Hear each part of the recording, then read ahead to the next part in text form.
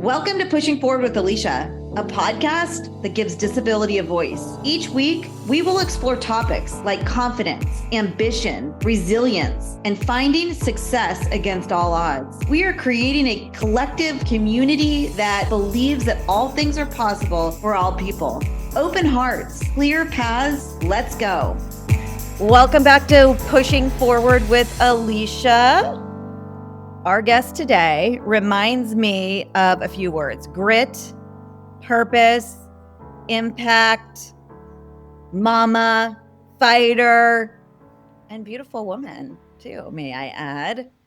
Becky Curran, welcome to the show. I am so excited to have you. Let me do a little introduction of you before you jump in. So I've admired this woman from afar for quite some time. We've passed on LinkedIn a lot. We've met once. She is an amazing advocate, speaker, media consultant, and she has spent her life changing the way the world sees disability.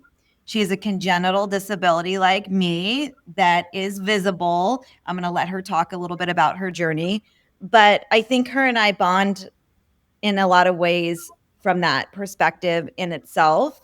She has a very impressive career. She's worked with creative agencies, CBS television. She worked in the equity and inclusion department at SAG, supporting national diversity initiatives. She's the founder of Disability in Media.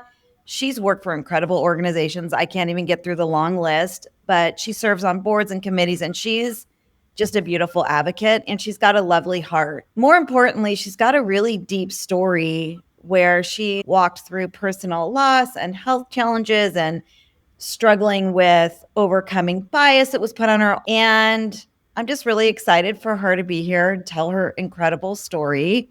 And I'm happy to connect as women who have rolled and walked through this path our entire lives. Welcome, my sweet friend Becky, to the show. Thank you for having me. You gave me all the feels in that introduction. I'm happy to be here. That introduction was all you, sister. I have literally been admiring you for so long, and it's been really incredible to watch your journey over the last few years that our paths have crossed. Give a little brief look back at who you are, share about your disability, whatever you're comfortable with it, and let's get a little backstory on who Becky is. Of course. I am someone with achondroplasia. It is the most common form of short-limb dwarfism. I am part of the little people community. We are only 0.008% of the world population. So when I walk into a room, people judge me based on my appearance, or they may judge me if they've seen something in the media that's a negative portrayal. Historically, we've been portrayed as elves, leprechauns, munchkins, you name it. Sometimes there are some authentic portrayals of people like us, and then maybe someone will be respectful and open to getting to know us and our story, but it's rare. Most times when I walk in a room, or if I'm in a crowded area like a major city, New York or LA, or anywhere where there's a dense population of people, most likely there's going to be at least one person pointing, staring, and laughing at me. And that's just the reality of my life. I was given a virtual shield from the family that raised me. My parents, when they found out that I had dwarfism, there's no history of dwarfism in our family, but 80% of people with dwarfism are born into families with no history. So that's included in my situation. My parents, from day one, even though they didn't know what my diagnosis meant at first, they were going to commit to give me the best life possible, knowing that there were going to be challenges and there was nothing we wouldn't be able to face together. And that was an intentional decision at an early age that has impacted my life in the way that I am today. There was nothing I couldn't do when it came to the goals and dreams I set within my household. But once I left my household, the world continued to tell me that there were things I couldn't do, and I continue to prove them wrong and also ignore those negative comments because I'm not going to let those bring me down. Laughing blatantly in front of you. That is a statement right there. Can you talk about that a little bit? I get stared at.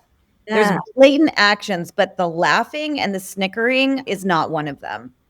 I think we are the last community of people where it seems socially acceptable to laugh at us. I think it's because the numbers are so rare, the percentage is so low that sometimes people's quick reaction when they're fearful is laughter. And how do you combat that? I am hard of hearing in my right ear, so there are times where I just don't hear it at all. A lot of times it's when someone who cares so much about me who's with me notices someone doing it. And the easiest thing for me to do is ignore it because I also have to watch out for my personal safety. I'm a 4-foot woman. I can't really defend myself if I start getting into a banter conversation with someone who most likely isn't going to change their mind. I decide every day who seems worth educating or nothing will resonate because they're set in their ways. And that is a deeper problem of their own insecurities. Yeah. And I think a lot of us do the same thing. I do a lot of ignoring myself, but I think the education that general society needs about being so blatant, that is an education that we are far from understanding and accomplishing. And that's terrible. Photos are another thing that's big in the community. People just want to take photos of us. Oh, wow. They either think we're one of those people on TV, even though we're not all the same person, or just for their own humor. I, again, try to protect myself with that invisible shield. And I think I'm just being myself. So they're going to look silly if they end up showing that picture somewhere because I'm doing nothing more than being myself. But there are people within the dwarfism community that do get impacted and it takes a toll on their mental health. What's a better way for somebody to handle that for you? Come up to me, ask me to have a conversation. And if we have a bond of sorts, maybe there's an opportunity to take a picture together, but not if it's for amusement purposes. You are quoted in saying, I never want to change who I am. I want the way the world reacts to my differences to change. Are we unpacking that there, or is there more to unpack? Can you talk about that a little bit? There's a lot of talk in the dwarfism community and a lot of science and research that is related to maybe helping someone with height.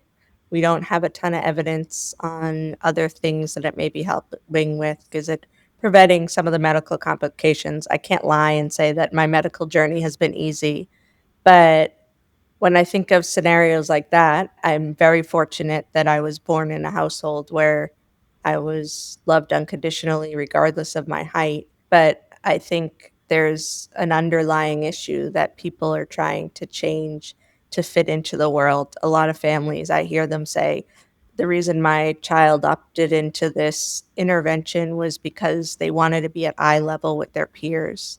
And I think there's a deeper issue rooted in that. I can still have peers and good friends who are taller than me. My tallest friends in high school were the ones that would wait up for me when I was walking slow.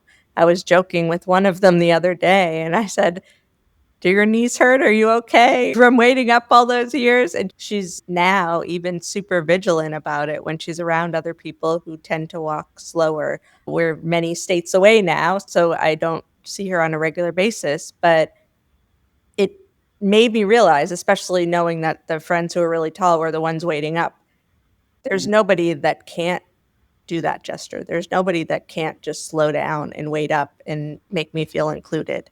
And I don't understand why people would need to be at eye level with their friends because if they're friends, they're going to accept them regardless. Yeah.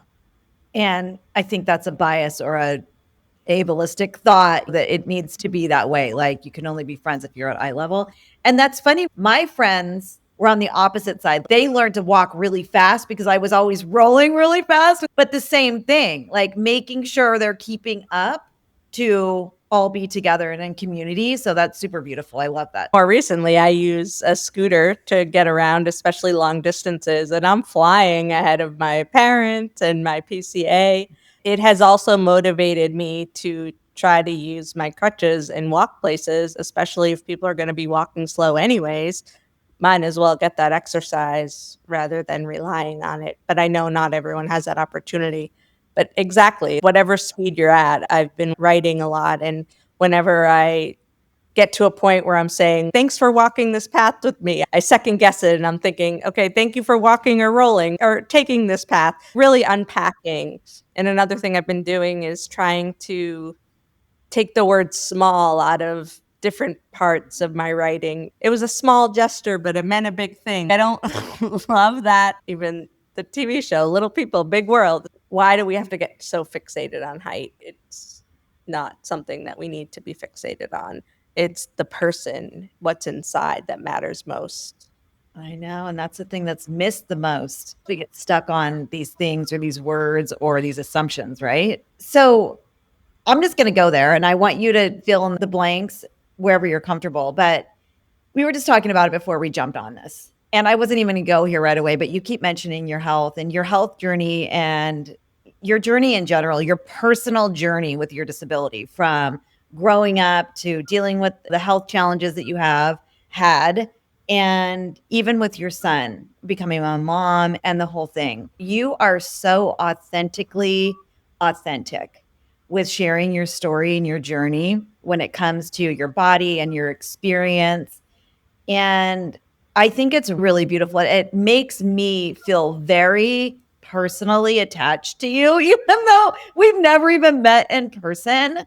But I think it's really beautiful how you share your story, especially the last few years when you've been overcoming a good amount, scooter to walking, the whole thing. Can you talk a little bit about that? Yeah. How you share your heart and your journey of your body? It's incredible. So I had mentioned how my parents did a great job at building a supportive environment in our household, even in my early years of schooling. I had surgeries. We went to the best doctors in Baltimore. We traveled from Boston, made sure I had the best care possible. I have an average height older sister who we've continued to have a strong bond with. You sometimes see in families, if there's a child with a disability and then there's a child without a disability, the one who has more medical needs may get more attention throughout childhood, and then there may be some resentment. But my parents did a really good job at balancing things out. So when I was really young, I had ear tubes, tonsils, and adenoids. Think of those as the traditional type surgeries that other people have too. But because of my narrow ear canals, it did call for more ear tube surgeries. And I had a back brace for a little bit just to make sure my body was aligned. So if you look at me in a room, if I'm sitting down, I'm the same height as most average height people sitting down, my average height torso, but it's my shorter arms and legs that make everything within my torso more compact because they don't have room to stretch out. So something that's very common within the dwarfism community, especially patients with achondroplasia, is spinal stenosis, where the spinal column is pinching up against the spinal cord. So it was a known fact that could be an issue at any point in my life. And when I was 3, I was bow-legged. So I had bone taken out of my legs. And then when I was 13, I had bone put back in. And that all could have potentially impacted my back alignment and the way that I walk. But those surgeries were done and there weren't any added complications. But then when I was 15, I was actually in a sailing race and I was wearing a wetsuit and I started to feel numbness. And I keep talking about wearing the wetsuit because sometimes a wetsuit could just be tightly fitted. I thought that maybe it was just that. It was a one off experience where I felt a little off. But it was the beginning of symptoms where I lost my ability to walk and I started to lose a little bit of bladder control. So when I was 15, I was terrified of falling back in school because I really had made it to a point where I was in all honors classes, getting really good grades, on track with all my friends socially. It was the worst time to have a setback. But as we know, we can't prepare for these setbacks. So I had to make the decision to have surgery that could either make things worse or better. And I missed 29 days of school, which was devastating for me. I was less afraid of the surgery and more afraid of missing school. But fortunately, I was able to get back on track. All my friends, physical therapy. Didn't really have any. It was a laminectomy where 7 pieces of my vertebrae removed to release the compression. Didn't have a ton of symptoms, a little bit of a bladder leak. I'm just open about it as the challenges that come with spinal cord complexities. So socially, I knew to wear a pad every day, and that was just what I did. And those symptoms, at least the numbness symptoms, did not resurface until about 18 or so years later. I was living in New York City. I started to feel a little bit of discomfort as I was walking long distances. I also think New York City is a place where you're overexerting yourself because you're so excited to see all that's around. I did see a doctor while I was living in New York just to start keeping an eye on those returning symptoms. And it was recommended if you want to have a second surgery, you have to think long and hard about it because the risks are even worse than that first laminectomy surgery, especially if you're going to do a revision in the areas that were already worked on, because it would have to be a spinal fusion. Taking out more bone could cause the spinal column to collapse, so you need to get a fusion in order to secure it. But there was just a lot of risk, and I had to continue to think about if surgery was necessary, was now the right time. Also, a thing to think about now for me looking back in the timeline that I went with, if I had surgery earlier on, there would be less time for the compression of the nerves, and maybe some of the things that have not returned for me could have returned, but we don't know. So I went to that doctor. Then I went to another set of doctors in Delaware. They were known to be doing the best work within the dwarfism community. And I found out that I think I was around 32 at the time. I could go to them until I was 35. Some children's hospitals have made an exception to allow you to go there, especially as a patient with dwarfism or short stature. But after 35, I think the level of liability changes. So I kept going to them, and they said, "You're crazy. You keep coming every year. You don't have to come this frequent." And I was just staying on top of it because once I turned 35, it was like I was sent out into the wild, and then I had to find a new care plan if something came up. And I never really got a chance to find that next person to go to. So I just tolerated the symptoms because they didn't feel life threatening. And I think with the pandemic, I didn't exert myself as much as maybe I would have if we didn't live through a pandemic. And then speaking of the pandemic, during that time, right before the pandemic, I got married and then I got pregnant. And one thing I mentioned when I started sharing this medical journey story is that my average height older sister, she was always meant to be a mother, and I knew she would be an amazing mother. For me, it wasn't really talked about in our household. My parents didn't want to pressure me to feel like that was part of my path because they didn't really know what my body would be able to handle. But once we found out I was pregnant, of course, everyone was thrilled, a little cautious, making sure that I would be able to be safe the whole way, especially since I had some of those previous back symptoms. They could get worse or they could just stay at bay. And I think because of the pandemic and not going out much, not overexerting myself, I had the smoothest pregnancy one could have. Oh, but just sit with that statement. As a disabled woman, I had the sweetest pregnancy ever. Just even sitting with that thought right there is incredible. I didn't get sick at all. I powered through and I made it. I had one craving, scalloped potatoes randomly. I just remember one time smelling the trash, just maybe because the trash can was open. And I was like, oh, borderline sick. But that was it. It was just the smoothest experience. I did end up having 9 ultrasounds and stress tests and everything we needed to do to keep the baby safe.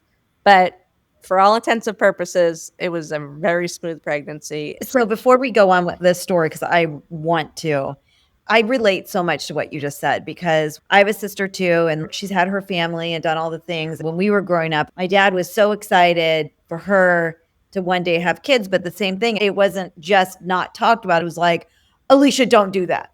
Do not do that. That is not going to be good for your body. Don't do it. This is why I love our friendship so much, because we have such similar but different stories. And I got pregnant twice myself, and I could only get so far in the pregnancy, but I never thought that I would be able to roll around and go, I'm pregnant. Right. This is amazing. So when you said I had the sweetest pregnancy, it's so beautiful. Okay, so please continue on. I remember I have an ultrasound photo of where he's starting to suck his hand, and it was just sweet. So one of the benefits of having 9 ultrasounds is that you get a lot of great pictures. Yeah. So 39 in 1, I had a C-section right before going to the hospital where Jackson, my son, was going to be born. I did a consultation just to make sure they had all the accommodations I needed. We got some hospital gowns altered. We found a bassinet that's called a halo bassinet that could be bedside, or it could just be a short height for me to access Jackson. We made sure that the anesthesiologist was prepared for the procedure. It was like I was doing an interview the day of, because they were willing to switch the person out if they didn't pass the test, even though I was starting to get medicine as I'm interviewing the person. But what I try to look for is there any experience with any type of patient with dwarfism? Do you have that knowledge and understanding that we are complex? And are you prepared to intervene if something were to go terribly wrong? So the person passed the test. She had my name, Becky, so that also helped. Oh. And I did general anesthesia, so I didn't meet Jackson right away, but I was able to meet him about 3 hours after he was born, and he immediately went to the NICU. It may be related to the fact that he was in a smaller space within my stomach. There are other people with dwarfism who maybe can bring their child home right away, but he needed a little bit of assistance with breathing. We ended up spending a total of 23 days in the NICU, and we had to make sure that he could safely come home, which led to bringing supplemental oxygen home so he could have it while sleeping. But for the first 3 months, he relied heavily on it because there weren't many times where he wasn't sleeping. And I look back to think, okay, were we just fearful? Were there more times where we could have taken the oxygen off, but we just didn't know what would happen? As new parents, you're freaking out, not sure how to handle it. He also had hydronephrosis. Actually, there's no huge correlation between dwarfism and hydronephrosis. It just happens among babies, where the tube from the bladder to the kidneys is too narrow, and most likely he'd need medical intervention at some point in time. So right when we left the NICU, they discharge us at 4 p.m. and we have to go pick up an antibiotic at the pharmacy and then also meet the oxygen people before 6 p.m. And then it's good luck. Now you have a baby. We also had to figure out how we were going to safely feed him and carry him, because most of the furniture in any given environment is up high. So we don't want to really be climbing while holding him. So we had to find at Home Goods, they have children recliners, and we started with those and then eventually found gaming chairs. And that was a game changer because the children's recliners were a bit narrow for my big butt. But because of the adrenaline with Jackson and just the additional care that he needed, he was a baby who also had achondroplasia like myself. And because of just everything, somehow things were working in my favor and my body just went back to where it needed to go. And I continued to be free of those initial symptoms that I was feeling related to the spinal stenosis. I like to be transparent about the fact that Jackson's first 6 months weren't easy.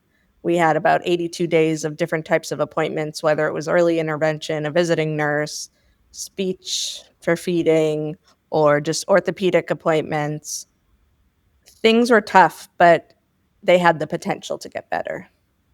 We ended up taking Jackson for a sleep study and car seat test. So up until that point, he was in a car bed because he couldn't tolerate being in a car seat without his oxygen levels dropping. And something that's common with people with dwarfism is weaker in the neck. They call it the forum magnum, and the compression that could be happening early on behind the neck, and even the strength.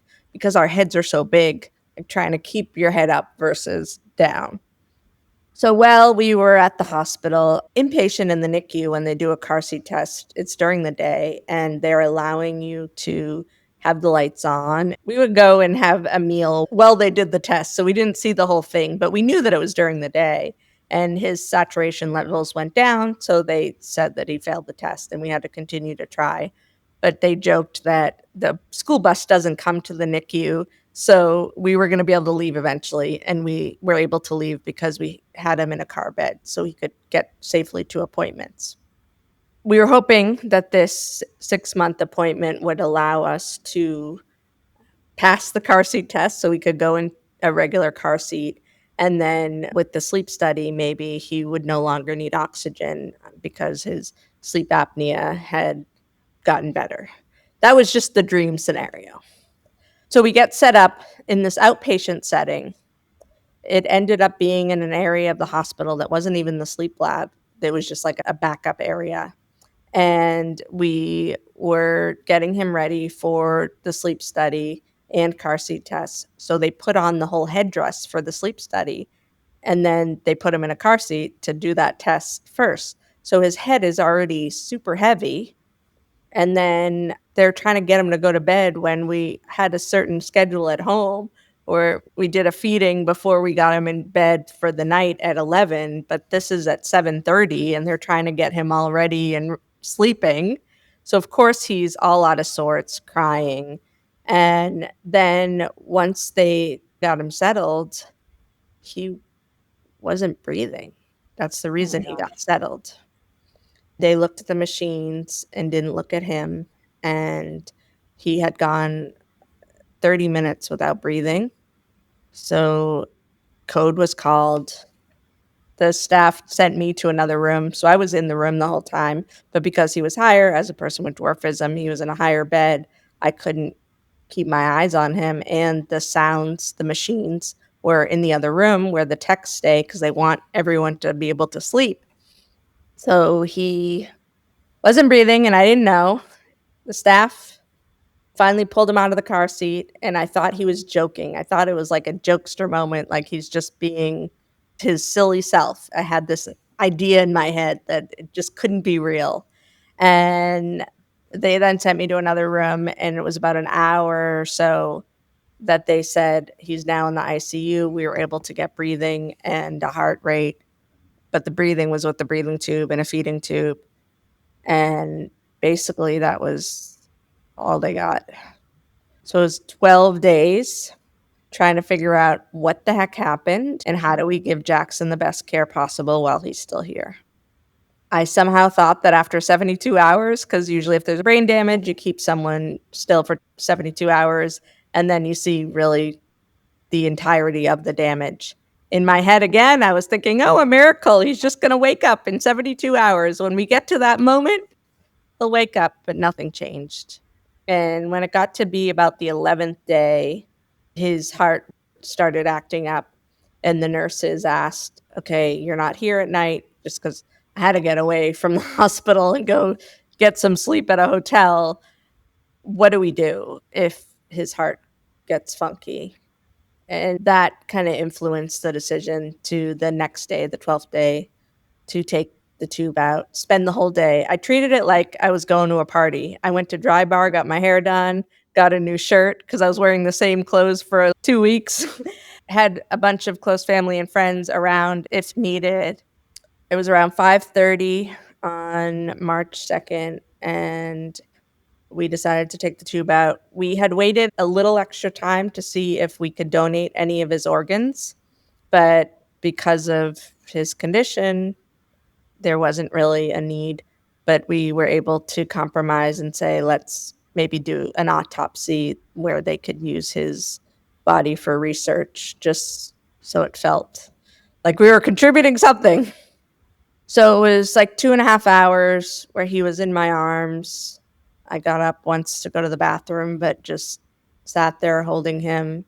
My dad was nearby, my husband at the time, and his sister, and we were just watching him die. And I had music therapy from Child Life in the room with us just to try to help with the moment. And I knew that I had really good staff because in the ICU, he was well taken care of. They were all around us. But in that moment, there was nothing they could do other than just watch. And they did administer morphine a few times just to make sure that he wasn't in any pain. And when he slowly passed at 8:09, it was significant because 8/9 was also his birthday, August 9th. But now, since that day, every time I see 8:09 on the clock, it just is like a gut punch, and I'm reminded. Some days it hits harder than others. But I think something I don't talk about enough is the fact that my child died in my arms. Life isn't supposed to go that way. I'm supposed to die before him. And it wasn't an easy journey after that. So for the next year and a half, acted pretty fast to see if it was possible to have another child. I did not want to go the natural route because there's risk, especially to people with achondroplasia, having a child who would be double dominant, meaning they wouldn't make it past a few days if you've carried the full term.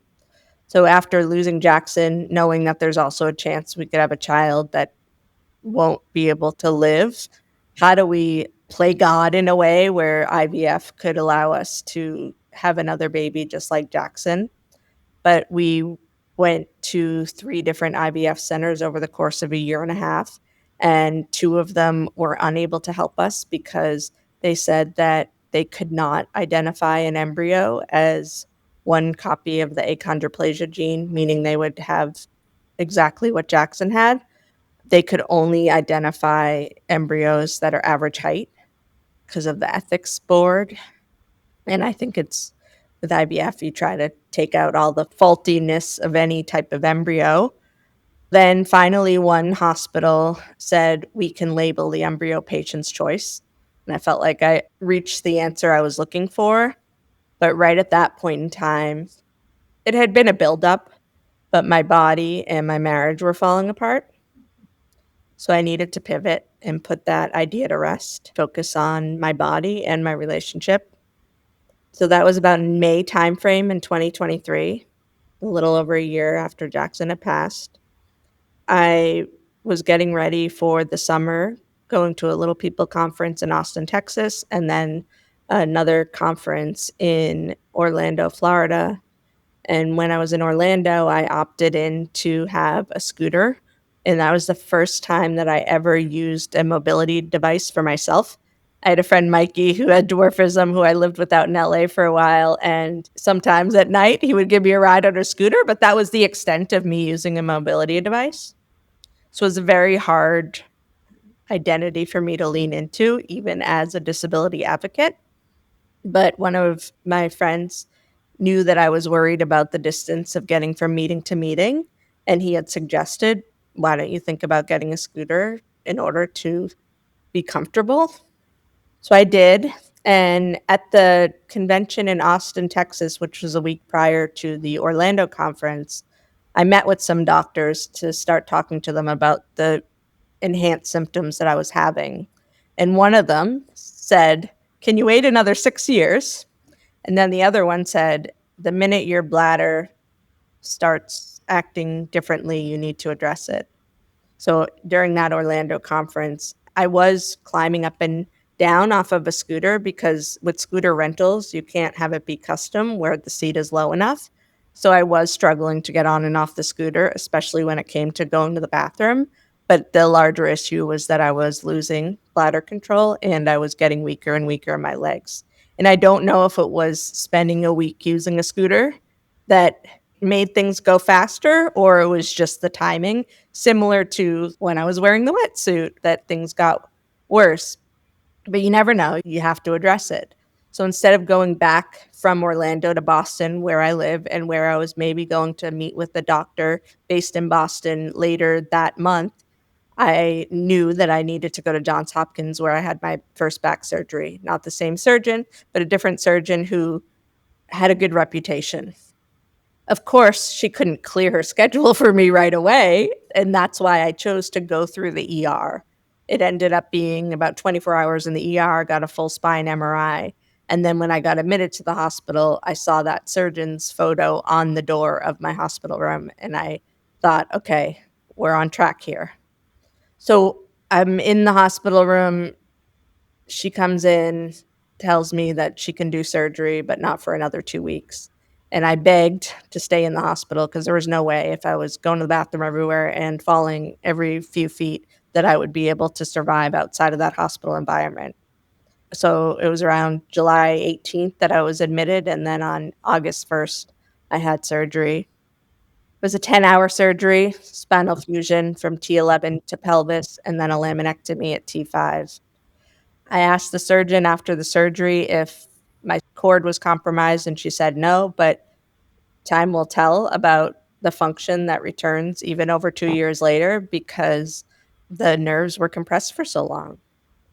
So she assured me that I could make the most of my recovery and put every bit of effort into it, and I sure did. I asked for physical therapy whenever I could get it, and I was med flighted to a rehab in Boston where I live because it made sense to do rehab knowing that I was going to integrate myself back into life at some point here in Boston. If I stayed longer in Maryland, it would be more challenging to adjust. So I took a plane to Spalding. I was at Spalding for 7 weeks. I did leave Spalding without a catheter, but then about a month and a half later, I had a really bad UTI, which was also a kidney infection and pneumonia. And it was decided that I needed to have a catheter. First, it was a urethra catheter. And then that infection I had in October didn't go away. So in December, they put in a suprapubic catheter. And it's been a journey. As I continue to focus on physical strength, which the doctor had recommended, it was challenging for a long time because I had this long cord and bag for the catheter while trying to build strength. I have gained more confidence to be able to plug and maybe consider surgery down the line for something a little bit more intimate, like a Mitrofanoff catheter, but that's just something to consider down the line. I still struggle with my bowels as well. I cannot feel my butt, so if I have an accident, I don't know. So out of Spalding, I scheduled a visiting nurse every day, and I also have a PCA. At first, I had live-in PCAs, which were a nightmare. I was taking care of them more than they were taking care of me, but I was blessed with a PCA who works part-time but has been the greatest blessing at this point in my life over the past year and has really challenged me to take my recovery to the next level. We recently started boxing in addition to physical therapy and really figuring out every which angle to gain the most strength possible. My surgeon, after the year check-in appointment, also encouraged me to pursue races. For me, at least, I don't plan on running, but even just walking long distances. So I've done 2 1-mile races, and I plan to do a 5K. And I think those have been just a distraction of I can stay active, I can do this, and it's something to work towards. I think it's really important, even for the rest of my life, to continue to have those benchmarks and goals to work towards so I don't feel defeated. And just with Jackson, I want his story to get out there more, something that's really complex. Because it was an accident at the hospital, we sued the hospital. I have the resources now to have the best care plan possible, but it doesn't make it right or easy. I was just talking to someone yesterday. He was saying you either have to have a ton of money and manage and pay for your own care plan, or be on benefits and not make a certain amount of money and still not know if you can have good care. So that's a huge topic, and I am working on sharing even the story of me and my PCA and the relationship that we have because it's rare for you to be able to find that. And my family is really excited to be on the journey with me. I think people who are following you are too. You and I met, I think probably pretty close to after your surgery because I think you had the PCA. Somebody was coming in and out of your apartment every day And to watch your progression of barely being able to walk to everything that you're doing now, it's been unbelievable. And I don't think I knew about Jackson then. I learned about Jackson through your social media like last year or something. And to have all of that stuff happen really at the same time in your life, I think this is good advice for our community. How do you take grief, immense loss, excruciating loss, personal adversity when it comes to your medical, your body completely changing in its function? How do you take all of those things? One of those things is a massive deal. How do you take all of that at once and turn it into who you are and the work that you're doing, and even beyond the work, what you're exuding into the world? I actually think it's bigger than disability advocacy. You're exuding possibility into the world, hope out of immense loss. I don't know how you do it. Can you talk about that a little bit? I'm a product of my environment. So when I'm around negative energy, I get brought down. So I think I almost overcompensate and try to be intentional about bringing the right energy into any given room because I just wanted to be accepted and welcomed into any environment, even before all this heavy stuff. That's how I've been my whole life. But you still face a lot of people who just don't know what to say. So they avoid you because they're just afraid of saying the wrong thing. Of course, we're all going to have bad days, but get up again tomorrow. One thing that happened between my first back surgery and when Jackson died is I went from having an extreme fear of death to no longer having a fear of death. And I think that plays a key role in how I live because the fact is, we don't know what tomorrow will bring. That's always been a fact, but I think I've recognized that more after losing Jackson and how it's so important to make the most of each day and find ways to bring joy into each day and even do the silliest things. My friend Mikey, who unfortunately passed away from ALS, was my roommate for several years in LA. And we just had the best time just joking, laughing, doing whatever it took to lift up each other's spirits. And I think about him and how his life was taken way too soon and how we can't just bring heavy baggage to the rooms we enter in because we're not going to get what we need done. I also feel this huge weight of responsibility to represent the dwarfism community in every environment I enter. So it's hard for me to, again, bring that negative energy if that's still how we're perceived. But I don't want people to feel bad for me. A lot of times people come up to me and say, I had this happen to me, but it's not as bad as what happened to you. And that's one of my biggest pet peeves because you know what? A challenge is a challenge and we all are equipped to handle challenges differently. So please, let's just figure out how to learn from each other and grow together and make change. I think even as I look back about building more awareness about what happened to Jackson, it's not to continue to shame the hospital, it's to educate people on how to do better going forward. That's so beautiful. How to do better going forward. Okay, we need 5 hours for this episode. Before we wrap up, I want to give you a minute to tell our audience. We have a lot of corporate listeners. I want you to pitch yourself for a minute so you have that opportunity. This girl has spoken on 650 stages. I've been on 200. I thought I was getting well established. No, not even close. So, will you just pitch a little bit what you do, how companies can get a hold of you? We're going to leave all of your information in our show notes. Your story is massively impactful, not just in a personal and cultural standpoint, but also from a corporate and business standpoint. So, give us the elevator pitch. Just call me Becky. Oh, I like it. People get so caught up in the terminology. I think if you call me Becky, we can get to know each other and realize we have more in common than we don't. And also, I want to teach others to turn those no's into the next opportunity. In my household growing up, I wasn't told no, but in outside environments, I was told no. But because the household impacted the core of who I am, I wasn't going to let those no's define who I am and what I decide to do with my life.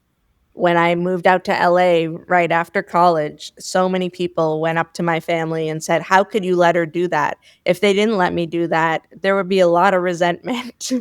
They were taught from an early age from one of our doctors, let her go out there and fall because that's the way she's going to learn and grow. So really, I want to use my life skills to teach environments on how to get out of their own way and accomplish what they may think seems impossible. Is that your pushing forward moment? Let your nose be your next opportunity? Yes. I love it. Powerful. Guess who guided me on that one? Our mutual friend, Dustin. Oh, I love this. But it really is. It's using my life lessons to help others. And I don't want my message just to be for disability audiences. It's preaching to the choir. And let's dig deeper into the fact that I have the motherhood journey. I have the professional journey. I can relate to all audiences. Yeah, you can. Becky, thank you so much for sharing your beautiful story on this podcast. I feel like I was just totally engulfed in the entire thing.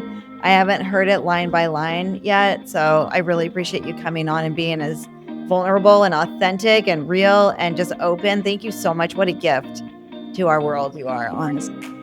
We're going to leave all of your information in the show notes.